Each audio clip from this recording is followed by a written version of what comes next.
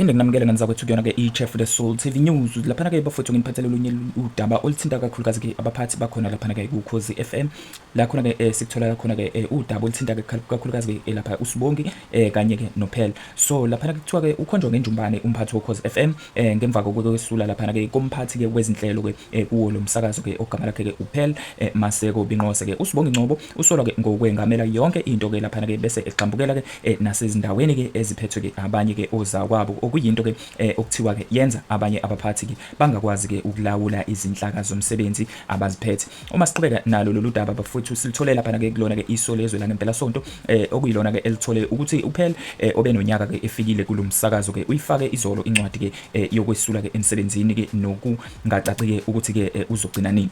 Lentokazi ke enamava ke emkhakheni ke wezobuntatheli kuvela ke ukuthi ke kuningi ke ebikhala ngakho ke selokhu ke iyafika kuona ke lo msakazo. Kuthiwa ke eya ekhefini ke lokubeletha ushiye ke uhidelwe email lapho khona ke ebeveza khona ke ukungajabuli kwakhe ke ngendlela ke angakwazi ngayo noma ke ngendlela ke angawenzi ngayo ke umsebenzi ke wokuthatha ke izinqumo ke othinta ke izinhlelo ke nabasakazi. Lapha ke sizomcaphuna nje lapha kancane akushiwo nguye ke ngaye ke uSibongi. Uthi ke inkinga kaSibongi ufuna ke ukuphatha yonke into ke ayenze yena yize ke kukhona ke abantu ke abaqashelwe lokho. uPhel uke wakhala ke eya ekhefini lokubeletha ke emtshela ke ngendlela ke naye angajabule ngayo ke nasemsebenzini ngendlela angajabulile ngayo nasemsebenzini. Kwathi ke uPhel lapha ke ebuya laphana ke baba nomhlangano ke wokubonisana ke ukuthi ke bangasebenza kanjani ke ukuya phambili. Kodwa ke isimo kusukela lapho ke asibanga ke ngcono ke kunalokho ke savele ke saba nzima ke kakhulu kunaqala. Laphana ke bekuchaza ke omunye ke wabantu ke abakhona abasebenzela khona laphana ke kwa SABC. Lona ke uveza ukuthi ke akazi ukuthi ke uPhel ushiya nje usewutholile yini ke umsebenzi omusha noma cha.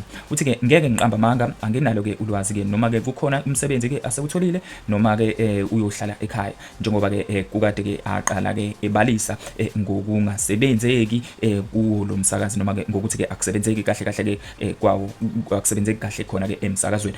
Omunye ke wemthombo lapha ke ongaphakathi khona kwa SABC uveze futhi ukuthi ke kwesinye ke isikhathi ke abasakazi ke nabasebenzi ke basokhozini badlala ke ngoSibongi ngoba ke vele ke ezinye inqumo ke ngeke bayithathe ke bodwa kumele ke bamtshele noma bamazise ke ukuthi ke kunezinto ke abafisa ukuzenza noma bazozenza kanjani. uSibongi ke unxuse ukuthi ke kuthintwa ke iSABC ngoba yena ke akakwazi ukukhuluma nabezindaba noma ukuphendula ke imayelana nalo lolu daba ke nabo abezindaba. uPhel uvele waphela ihlaya wanxusa kona ke ukuthi ke intatheli nemithombo yayo ingayidukisi ke ingazidukisi iyona ngalo lolu daba ngoba yena usengumsebenzi wakhona ke okhosini.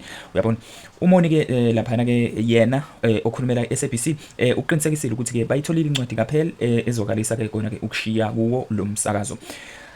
Njenge SABC ukuphawula lapha ke uma kusho ke laba abathole yona ke incwadi kaPhel njenge SABC sithanda ke ukubonga uPhel Maseko Binqose ngomsebenzi ke awenzile kule nkampani futhi ke simfisela okuhle kodwa lapho ke aya khona ke kuchaza ke umoni. Lapha ke bafethu ke ngiyocela ukuthi ke ni comment if you have anything to say mhlambe ke uma kuukuthi khona ke ngempela ke okusolayo okwenzakalayo ke okhuzini ke mhlambe ke okuthinta ke abasebenzi nabanye ke babaphathi. Do you think ngempela ke uSibongi uyena ke umuntu ke oyishaya mhlambe ke ukuthi ke akafuni ukuzwa ngabanye abantu noma ke oyishaya isifuba ngokuthi yena isikhundla akusona akekho omunye umuntu oyophinde ezwe ngaye noma ke yena nje ufuna kahle kahle ke undlovu kayiphikiswa. Do you agree mhlambe mayelana nalo mbono lowo or else mhlambe noma mayelana nalawo ma allegations or else mhlambe ke kukhona yini omunye umbono mhlambe ke oseceleni onawo? If ever kukanjalo ngiyocela ungakhohlwa ke ukucomment la ku section wezansi usitshele nawe ukuthi ke mhlambe ke ikuphi okubonayo noma ke okungenziwa ke phakathi ke kwabasebenzi nabaphathi ke bakuyona ke imsakazo. Anyways guys ngibonga kakhulu ngokuthamela le video. Danko.